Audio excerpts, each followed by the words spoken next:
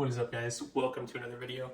Today we're going to be talking about the Sony A6700 and why I think it might be a good first camera for you to buy, or if you're looking for a newer camera, why it might be a good option. So let's get into it.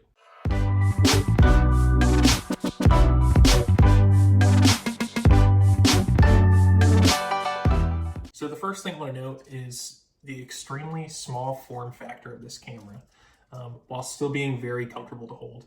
I have pretty large hands, and you can see in comparison to my hands that this camera is still relatively small, but the grip on it is really nicely improved, especially from the older A6000 series. And that's what I like about it. It's not a camera that when you go out in public, it's going to be obnoxious, or people are going to really notice you like some of the other cameras I can throw up on the screen. It's just a really nice camera just to take with you, and it's convenient for a lot of different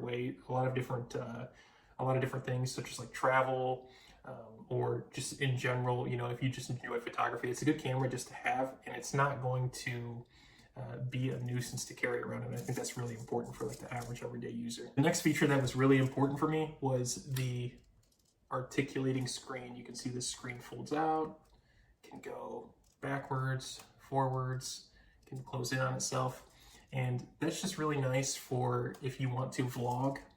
You can see yourself, you can set up the shot a little bit better and make sure that you're always in the frame. And for me, since I'm going to be using this to make videos instead of my phone, which I'm filming on now, it's going to be really nice to just set this up on a tripod, take some shots, and then just use my phone as kind of like a B-roll device. The next thing that I really like about this camera is that it has enough buttons and knobs to feel productive, but not feel overwhelming.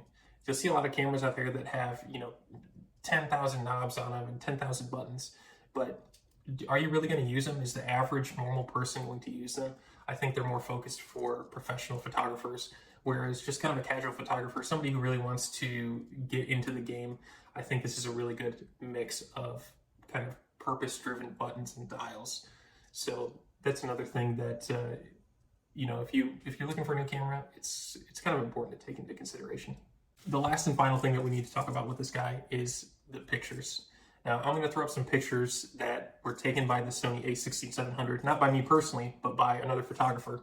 And you can just see the kind of quality that this camera is going to produce for you. And the price, roughly about $1,400 in the US, it's going to be hard to beat this kind of quality, portability, and usability from this camera, this size form factor. For the amount you're going to spend to really get into photography and get your feet wet, it's going to be really hard to beat the Sony A6700.